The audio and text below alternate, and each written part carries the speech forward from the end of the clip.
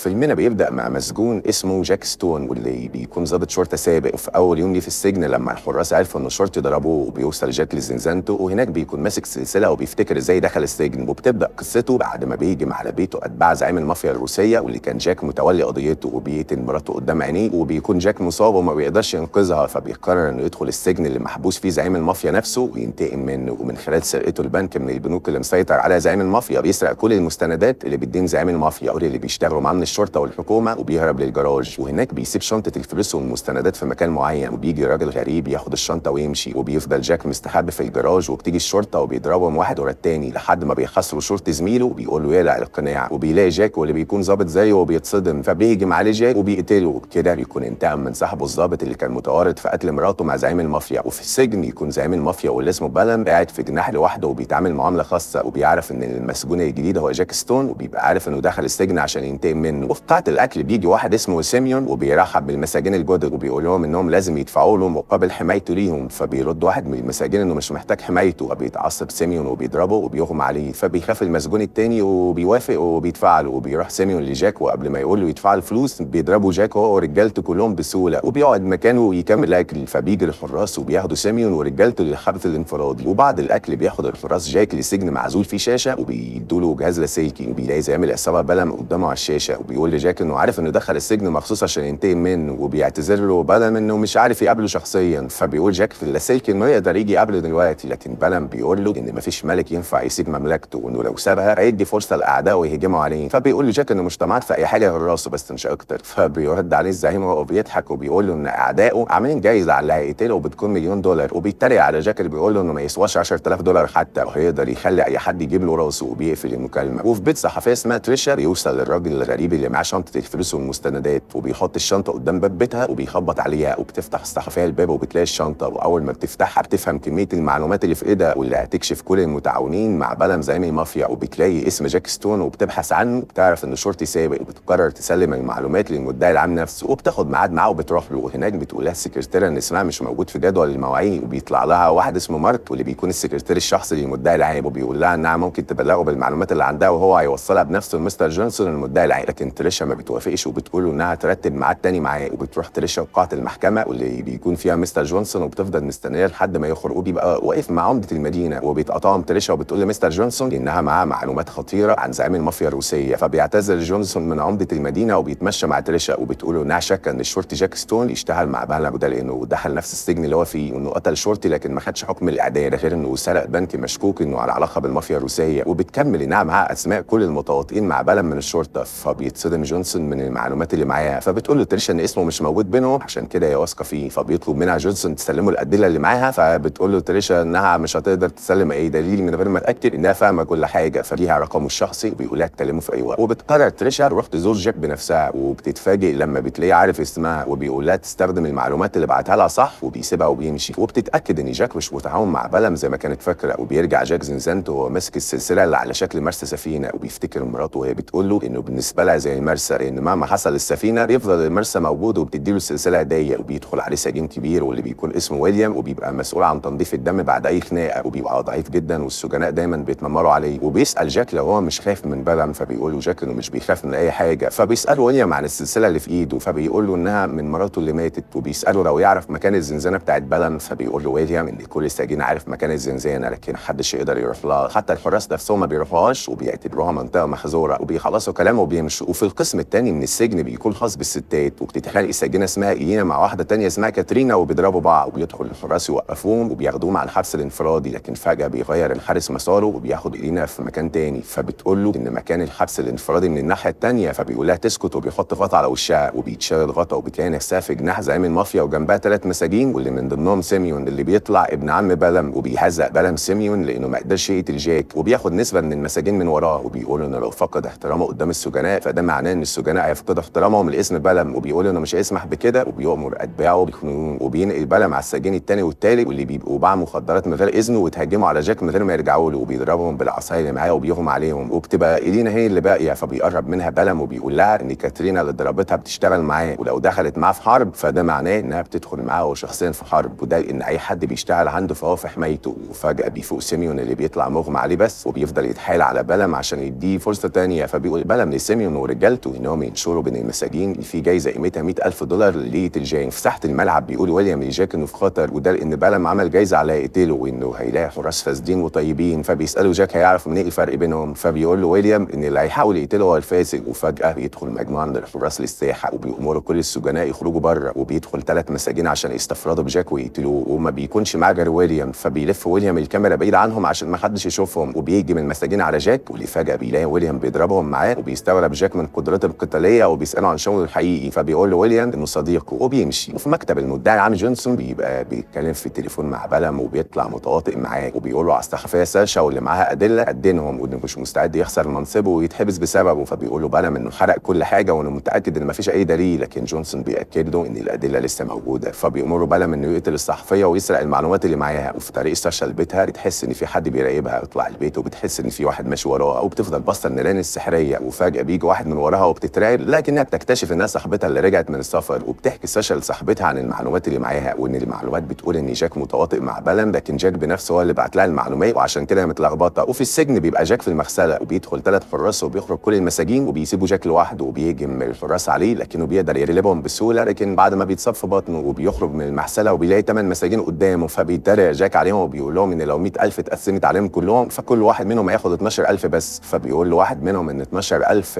كويسه بالنسبه له، لكن جاك بيقول له ان 12,000 مش هيكونوا كويسين لو خرج بمناخير مكسوره او شلخ في الرئه او برجل مكسوره. فبيقتنع المساجين بكلامه وبيمشوا. وبتيجي الصحفيه لجاك وبتقول له انه هيقتل نفسه باللي عايز يعمله، فبيقول لها مش مهم هو يموت، الاهم ان كل المسؤولين يتكشفوا. وفي سجن الستات تشوف اينا ويليام هو بيشاور لها، وبيطلع انهم بيشتغلوا مع بعض وبيبقى كانهم مخططين لحاجه. فبتروح اينا تعتذر لكاترينا وبتبين لها انها خايفه من بلن، فبتفرح كاترينا وبتسيب اينا تقرب منها، وبدل ما تعتذر لها بتضربها. فبتقوم كاترين تتخانق معاها وبتسيبها اينا تضربها وبيغمى عليها. وفي العياده بيكشف عليها الدكتور وبيقول ان عينيها ما بتستجبش وبيسيبوها تنام، وبيظهر ان اينا صاحيه اصلا وكانت بتمثل. وبتاخد دبوس من ورق الممرضه وبتستنى لحد ما يمشوا، وبتفك الكلبشات اللي في ايدها، وبيبقى وهي مسايب لها باب اوضه المنظفات مفتوح. وفي الاوضه بتحط اينا ايدها في الجردل وبتطلع مفتاح مخرج التهويه اللي في السقف، وبتمشي جوه الصاج وبتفضل ترسم مكان كل حاجه على جسمها، وبترجع تاني. وقبل ما تخرج من اوضه المنظفات عشان ترجع العياده تلاقي الممرضه هتدخل قبلها وهتكتشف عدم وجودها، فبتستخبى بسرعه. وبيشوفها ويليام فبينادي على الممرضه قبل ما تدخل العياده، وبيفضل يتكلم معاها عشان يجري لها. وبتقدر إلينا تدخل العياده وتحط الكلبشات في ايدها تاني تعمل نفسها فائد. وبيرجع ويليام لعنبر الرجاله وبيتكلم مع جاك اللي بيساله لو هو من CIA او FBI. فبيضحك ويليام وبيقول له انه من CIA وانه في السجن بقاله 6 شهور عشان يكشف الفساد اللي فيه. فبيساله جاك لو هيقف في طريقه لبلم، فبيقول انه هيساعده في اي حاجه هتوصله لبلم. وبيجي سيميون ابن عم بلم واتباعه وبيهجموا على جاك، والاول مره بيشوف السجناء ان ويليام قوي جدا وبيضربهم مع جاك، وبتحصل فوضى في السجن وكله بيضرب بعض. وبعد ما الوضع بيهدى بيستدعي المأمور ويليام وبيقول له ان بلم هيقتله، فبيعمل بلم نفسه خايف وبيطلب من المأمور انه يحميه. فبيقول له المأمور انه هياخد منه $10,000 مقابل حمايته. وفي جناح بلم بيخرج لاول مره من زنزانته، وده عشان يقابل بنته اللي بتعرف انه لسه عايش من الجرايم، وبتعاتبه وهي حزينه وبتقول له انها عاشت طول عمرها فاكره انه بطل قومي ومات وهو بيحمي بلده، وبتقول له وهي مصدومه انه قاتل ومجرم وبيغرب مخدرات وبيتاجر في البشر، وبتقول له يبقى راجل لمره واحده في حياته ويقول لها الحقيقه. فبيكذب بلم عليها وبيقول لها انه كلام جرايد بس، فبتقول له انها عارفه انه بيكذب وانها تخرجه من حياتها زي ما خرجها من حياته، وبتسيبه وبتمشي. وبيبقى بلم حزين ومتعصب. وفي طريق بلم لزنزانته بتشوفه إلينا، فبتاخد بسرعه حاجه في بقها بتخليها كانها بترجع دم، فبياخدها الحراس العياده. في الطريق بتضربهم وبيخرج ويليام وبيخلص عليهم كلهم، ويدخلوا مع بعض اوضه المنظفات. تكون إلينا سرقت كحول من العياده وبيحطوا على الكحول ماده تانية بتحوله لماده منومه. وبتمشي إلينا مع ويليام في مخرج التهويه على الخريطه اللي رسمها على جسمها، وبيرشوا على الاماكن اللي هينزلوا فيها، وبيغمى على الحراس. وبينزل ويليام في غرفه التحكم في الابواب، وبتنزل إلينا في غرفه المراقبه. وفي زنزانه جاك بيدخل واحد من الحراس عليه فبيضربه جاك، وبيسمع ويليام وهو بيكلمه من اللاسلكي وبيقول له ان بلم برا الجراح بتاعه وانه هيساعده هو وشريكته يوصل لبلم ويقتله. فبيلبس جاك لبس الحراس وبيتحرك بيه في السجن، وبتبقى إلينا بتوديه للمكان اللي فيه بلم من الكاميرات. فجاه بيخبط واحد من الحراس على اوضه المراقبه اللي بتكون إلينا فيها، وبيخبط حارس تاني على اوضه ويليام، فبيستعجلوا جاك قبل ما يكتشفوا. فجاه بيجي مأمور السجن عند غرفه المراقبه وبيقدر يفتح الباب، وبتقدر إلينا تهرب من فتحه التهويه على اخر لحظه. وبيقول ويليام لجاك في اللاسلكي انه مش هيقدر يساعد اكتر من كده، فبيقول له جاك انه يفتح كل ابواب السجن. وبيفتح ويليام الابواب كلها في قسم الستات والرجاله، وبيخرجوا المساجين وبيهجموا على الحراس، وبيتحول السجن لفوضى. وبيضرب المساجين جاك عشان ياخدوا الجايزه، لكنه بيقدر يقتل اي حد يقف في طريقه لحد ما بيوصل لسيميون اللي بيكون معاه سكينه، وبيقدر يضرب بيها جاك اللي بيقع على الارض. وبيجي المساعد الشخصي البلم عشان يقتل جاك اللي بيكون مصاب، فبيشوفوا سيلفا واللي بيكون شريك جاك في الزنزانه بتاعته وبيدافع عنه. وبيقوم جاك وهو مصاب عشان يروح لبلم بلم وبتوصل إلينا للعنبر بتاعها، وبتلاقي كاترينا مستنياها وبيتخانقوا مع بعض لحد ما إلينا بتقدر تقتلها. وفي بيت الصحفية بتبقى صاحبتها بتتكلم في التليفون مع شخص غريب وبتقول له ده هتنجز المهمة دلوقتي. فجأة بتطلع مسدس من شنطتها وبتوديه ناحية ساشا وبتقول لها تسلمها كل اللي معاها، وتتصدم ساشا في صاحبتها الوحيدة فبتقول لها إنها تاخد فلوس كتير جدا. فبتهجم عليها ساشا وبتحاول تهرب منها، وعلى آخر لحظة وقبل ما تضرب عليها النار بيدخل عميل من الاف بي اي وبينقذ ساشا. وفي السجن بيوصل احيانا جاك لبلم وبيعرف ان جاك هو اللي وصل لبنته معلومات عنه، وبيكون بلم اقوى من جاك وبيضربه ضربات خطيره، لكن جاك بيفتكر مراته وما بيستسلمش وبيقدر يقتله. وبتنتشر قوات الاف بي اي في المكان كله وبتحبس المساجين من تاني. وبيقابل جاك ويليام وإلينا وبيشكرهم على مساعدته، فبيقولوا له انه لسه مقبوض عليه وبيضحكوا سوا. وبتبعت الصحفيه اسامي الشخصيات المتعاونه مع بلم كلها للاف بي اي، وبيتقبض على المدعي العام وعلى شخصيات مهمه كتير. وبيظهر جاك وهو بيدخل عربيه الشرطه مع ويليام وهو فخور انه انتقم لمراته وقتل بلم وكشف كل المتورطين. ده هنا بيخلص فيلم النهارده. لو عجبك فيلم النهارده ما تنساش تعمل لايك وتشترك في القناه وتفعل